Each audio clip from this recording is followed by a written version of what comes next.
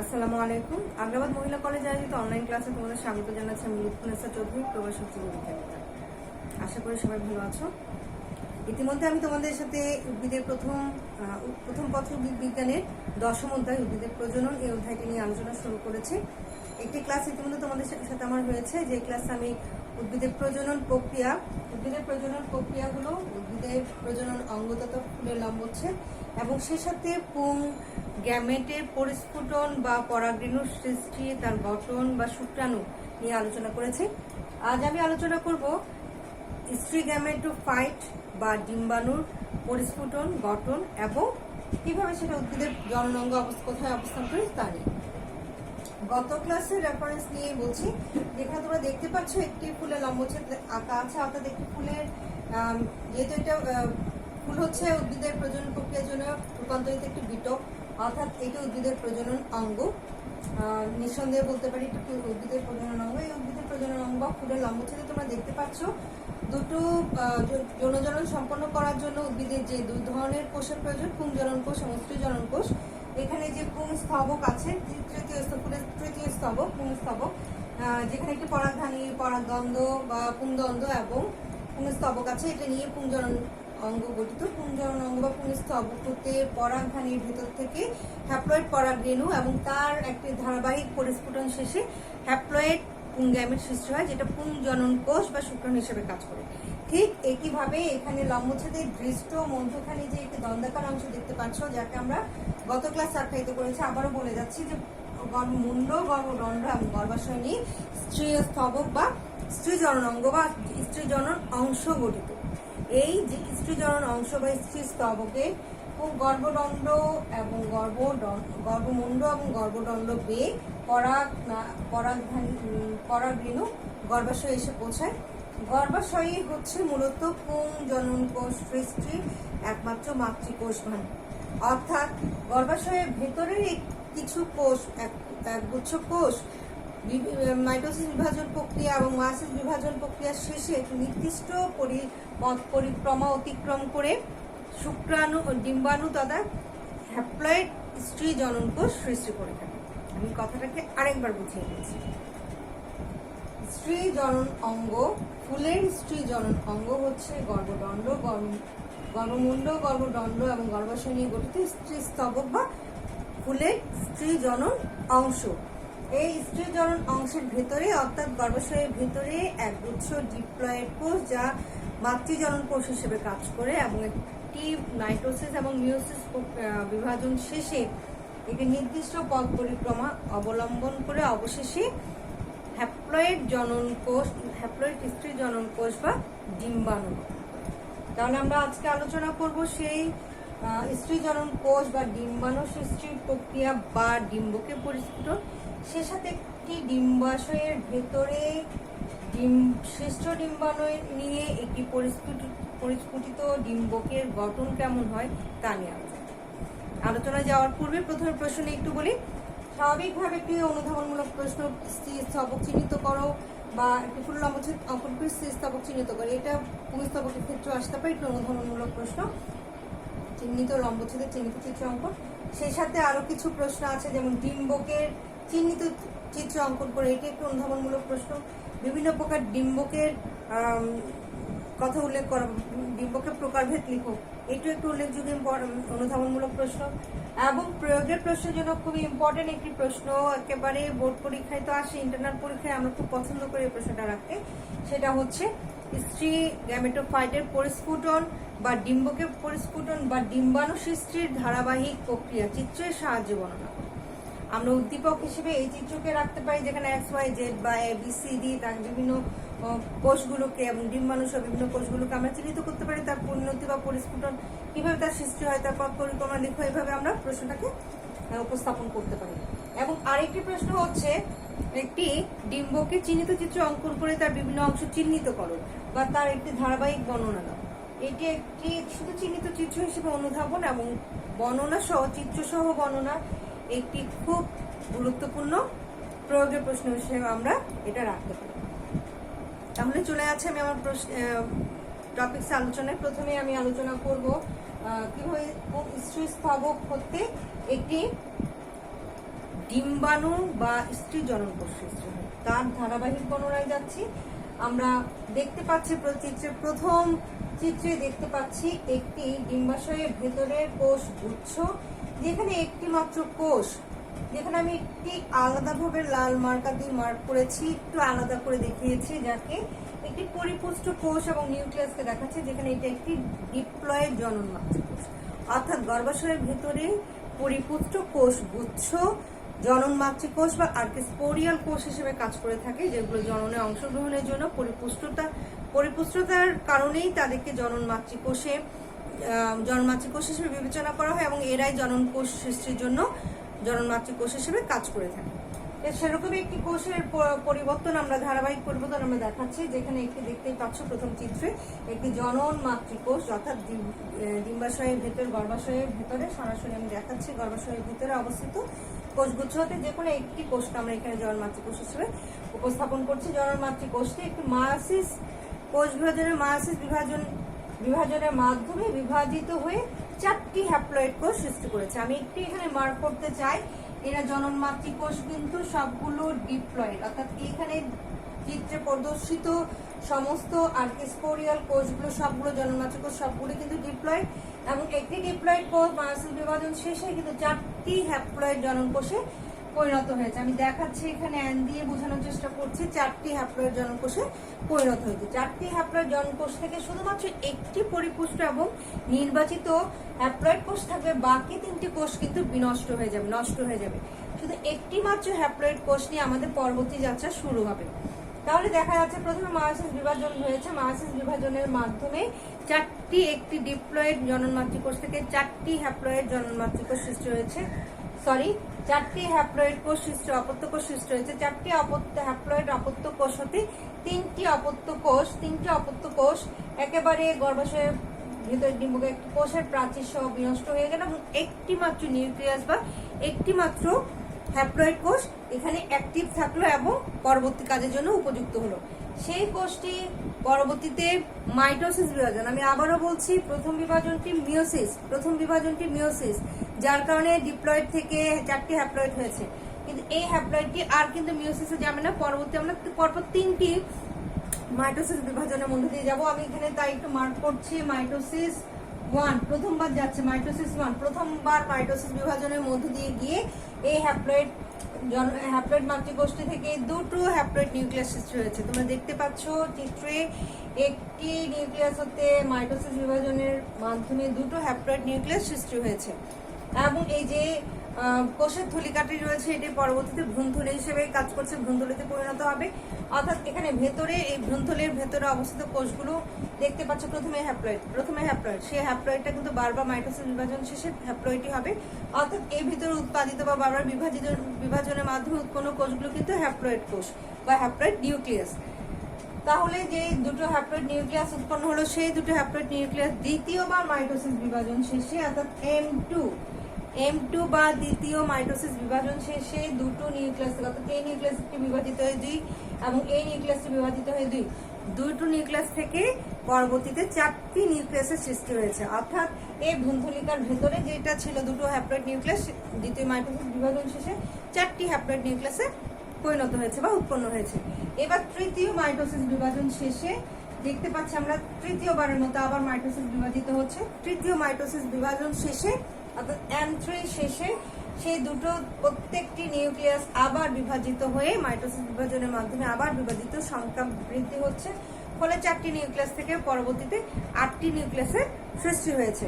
তোমরা দেখতেই পাচ্ছ ভ্রূণথলিতে উপরে 4টি, নিচে 4টি, অর্থাৎ যেটি ছিল প্রথমে একটি নিউক্লিয়াস, প্রথম মাইটোসিস শেষ হয়েছে 2টি উপরে এবং নিচে, সেটা দ্বিতীয় মাইটোসিস শেষে 4টি এবং তৃতীয় মাইটোসিস শেষে 8টি নিউক্লিয়াসে পরিণত হয়েছে। এই ভ্রূণথলির ভেতরে মূলত এই 8টি নিউক্লিয়াসের প্রত্যেকটি নিউক্লিয়াসই হ্যাপ্লয়েড, কিন্তু এই ভ্রূণথলির বাইরে অবস্থিত সমস্ত কোষই কিন্তু ডিপ্লয়েড, কারণ শুধুমাত্র জনন মাতৃকোষটি মায়োসিস বিভাজনের মাধ্যমে হ্যাপ্লয়েড নিউক্লিয়াস সৃষ্টি করেছিল, তার চারপাশে সমস্ত কোষই ডিপ্লয়েড ছিল, গর্ভাশয়টিও ডিপ্লয়েড, আশেপাশে সমস্ত কোষ ডিপ্লয়েড, শুধুমাত্র বিভাজিত সদ্য উৎপন্ন একটি অপত্য নিউক্লিয়াসটি হচ্ছে হ্যাপ্লয়েড, এবং তা বারবার বিভাজনের মাধ্যমে উৎপন্ন 8টি নিউক্লিয়াসে কিন্তু হ্যাপ্লয়েড।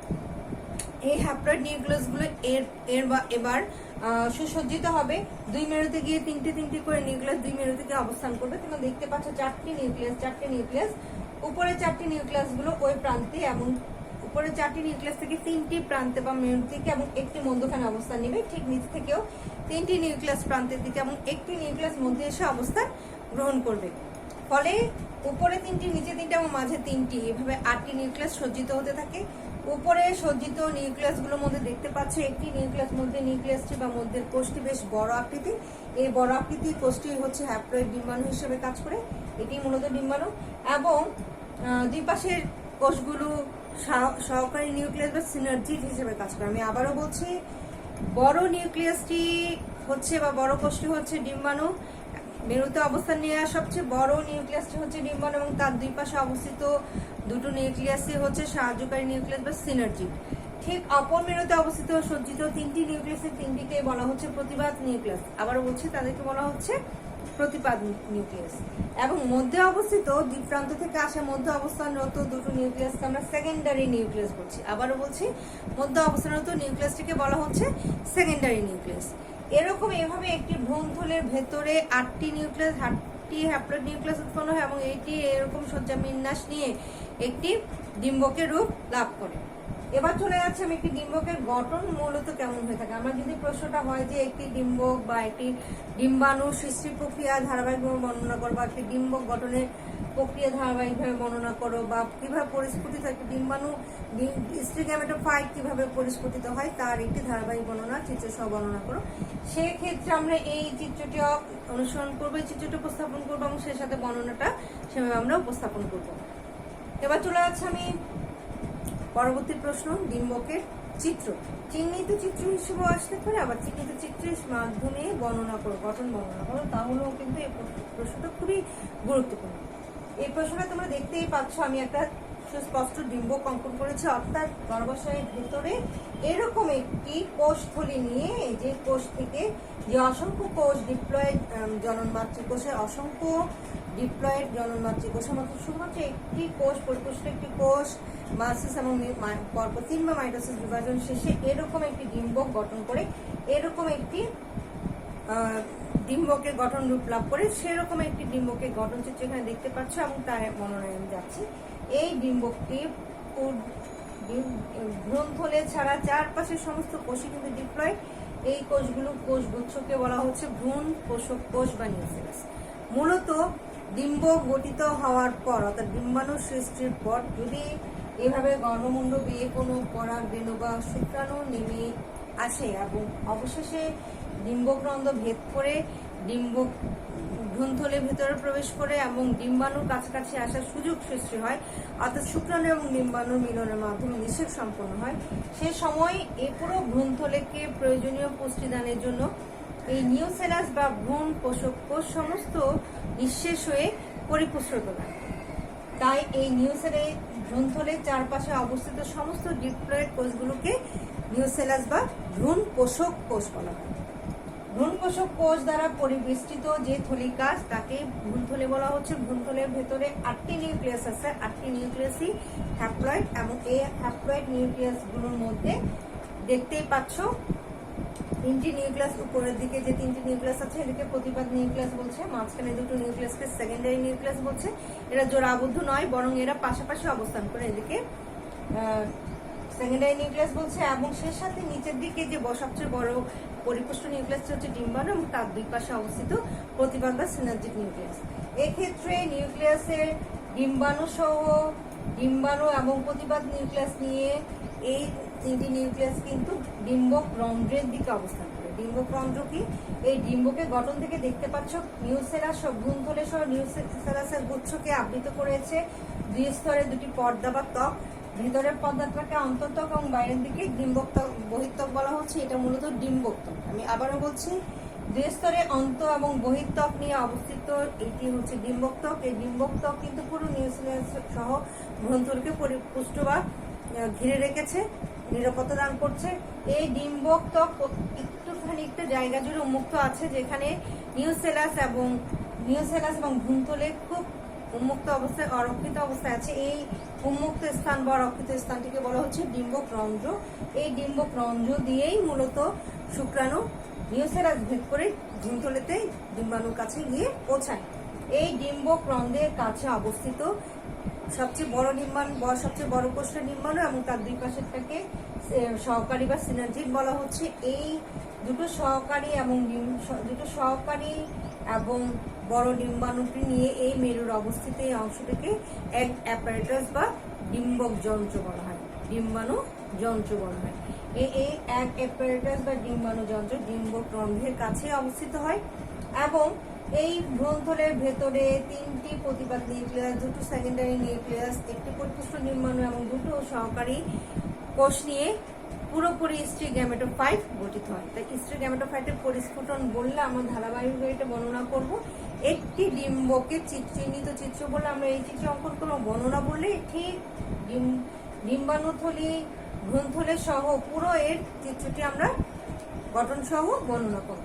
এখানে তোমরা দেখতে পাচ্ছ অন্ততক বহির্তক গিয়ে উপরে উঠে গিয়ে আবার একটা নাড়ি সহ নেমে আসছে। এই অংশটাকে ডিম্বক নাভি বলা হয় এবং যে নাড়ি বা দ্বন্দ্বের মাধ্যমে ভ্রূণ সৃষ্টি হলে পরে এটি মাটির সাথে তার সম্পৃক্ততা বজায় রাখে, যে দ্বন্দ্বের মাধ্যমে, সেটাই হচ্ছে ডিম্বক নাড়ি। এ ছিল আমার আজকে ডিম্বকের গঠন নিয়ে আলোচনা। এরকম চিত্রে যে ডিম্বকটা দেখতে পাচ্ছ সেটা হচ্ছে ডিম্বক নাড়ি থেকে এসে ডিম্বকটি অনেকটা এইভাবে আছে। এটাকে এই অবস্থানটা হচ্ছে ডিম্বক অধোমুখী ডিম্বক। ডিম্বকের অবস্থান বিভিন্ন রকম হতে পারে, তার উপর বিভিন্ন প্রজাতির অবস্থান অনেক রকম। ডিম্বকের অবস্থান অনুযায়ী ডিম্বক কয়েক ধরনের হতে পারে। এই ডিম্বকটা যদি এমনটা না হয় ডিম্বক নাড়ির সাথে একেবারে ঊর্ধ্বমুখী হতো তাহলে বলতাম একটা ঊর্ধ্বমুখী ডিম্বক। ঊর্ধ্বমুখী ডিম্বক কোথায় দেখা যায়? সাধারণত গোলমরিচ, তারপরে হচ্ছে গোলমরিচ সহ আর বিভিন্ন ধরনের উদ্ভিদে আমরা কি দেখতে পাই? ঊর্ধ্বমুখী ডিম্বক দেখতে পাই। আবার শিম, রেডি এই ইত্যাদি উদ্ভিদে কিন্তু ডিম্বকটা, অর্থাৎ আমাদের উদ্ভিদ প্রজাতির অধিকাংশ উদ্ভিদে কিন্তু ডিম্বকটা কিরকম? অধোমুখী, অর্থাৎ নিচের দিকে মুখ করা আছে। শিম, রেডি এই ধরনের উদ্ভিদগুলোর ক্ষেত্রে এই অধোমুখী ডিম্বক দেখা যায়। আবার ডিম্বকটা এইভাবে না হয় যদি পাশে থাকে তাহলে তাকে আমরা পার্শ্বমুখী ডিম্বক বলি। পার্শ্বমুখী ডিম্বক কোথায় থাকে? খুদিপানা, পপি ইত্যাদি উদ্ভিদের মধ্যে পার্শ্বমুখী ডিম্বক দেখা যায়। আবার কখনো কখনো পার্শ্বমুখী ডিম্বকটা মুখটা খানিকটা নিচে অবস্থান করে বক্রমুখী হয়ে থাকে। এই ধরনের ডিম্বককে আমরা বক্রমুখী ডিম্বক বলে থাকি। সাধারণত সরিষা, কলকা সুন্দরী ইত্যাদি ইত্যাদি উদ্ভিদ থেকে এই ধরনের বক্রমুখী ডিম্বক দেখা যায়। ডিম্বকের অবস্থানের উপর ভিত্তি করে ডিম্বকগুলো বিভিন্ন ধরনের হয়, বিভিন্ন প্রজাতিতে দেখা যায় এবং এই সুনির্দিষ্ট কারণে এই উদ্ভিদ প্রজাতির ফলগুলো ভিন্ন ভিন্ন রকম হয়ে থাকে। আমরা যে এতক্ষণ আলোচনা করলাম স্ত্রী গ্যামেটোফাইটের গঠন, স্ত্রী গ্যামেটোফাইটের গঠনে স্ত্রী ডিম্বাশয়ের মধ্যে সবসময় কি একটি মাত্রই ডিম্বক যন্ত্র বা ডিম্বাণুথলি গঠিত হয় না। যদিও অধিকাংশ ক্ষেত্রে বলা যেতে পারে এটা 75% উদ্ভিদ প্রজাতিতে এই ধরনের একটি মাত্র ভ্রূণথলি সৃষ্ট হয়, যাকে আমরা মনোস্পোরিক ডিম্বথলি বলে থাকি। কিন্তু তবে সব উদ্ভিদে এটা দেখা যায় না। কিছু কিছু উদ্ভিদ আমরা 75 যদি বলি যে একটি মাত্র ডিম্বকথলি থাকে মনোস্পোরিক, এবং আর 25 এর ব্যাখ্যা দিতে গেলে আমাদের বলতে হবে বাইস্পোরিক এবং টেট্রাস্পোরিকের কথা। কখনো কখনো দুটো ডিম্বকথলি, কখনো কখনো 3টে ডিম্বকথলিও দেখা যেতে পারে। তো এই ছিল আমার আজকে পরিবেশনা। তোমরা এই প্রশ্নগুলো, এই অধ্যায়টা পুরোপুরি চিত্র, বেশ অনেকগুলো চিত্র আছে, ধারাবাহিক বর্ণনা করতে গেলেও, প্রসেস বর্ণনা করতে গেলেও চিত্র দিতে হবে। চিত্রগুলো তোমার প্র্যাকটিস করবো, প্রশ্নগুলো উত্তর করবো। মূলত চিত্রগুলো আয়ত্তে আনতে পারলে প্রশ্নটা বর্ণনা করে তোমাদের জন্য অনেক সহজ হবে বা মেমোরাইজ করা অনেক সহজ হবে। এটা খুব কঠিন কিছু মনে হবে না। তাই আমার সাজেশন থাকবে তোমরা চিত্রগুলো প্র্যাকটিস করবা খুব দ্রুত, অল্প সময়, 2 মিনিট সময়, 1 মিনিটের চিত্র আঁকবা আর 1 মিনিটটা হচ্ছে লেবেলিং করবা, অর্থাৎ মার্কিং করবা। এইভাবে যদি তোমার প্রিপারেশন নিয়ে থাকো এই অধ্যায়টা আয়ত্তানো খুব সহজে। এই চ্যাপ্টার থেকে, এই অধ্যায়টা থেকে প্রশ্ন আসে, প্রশ্ন স্কেপ করে যায় না, এবং এই অধ্যায় থেকে প্রশ্ন উত্তর করাটা খুবই নাম্বার ক্যারি করে, যেহেতু এটা চিত্রবহুল একটা অধ্যায়, খুব সহজে বর্ণনা করা যায়, চিহ্নিত চিত্র থাকে। তো আমার সাজেশন থাকবে তোমার চিত্র চর্চা করবা এবং প্রশ্নগুলো রেডি করে ফেলবা। আগামী ক্লাস দেখা আমন্ত্রণ জানিয়ে এখানে শেষ করছি। আল্লাহ হাফেজ, আসসালামু আলাইকুম।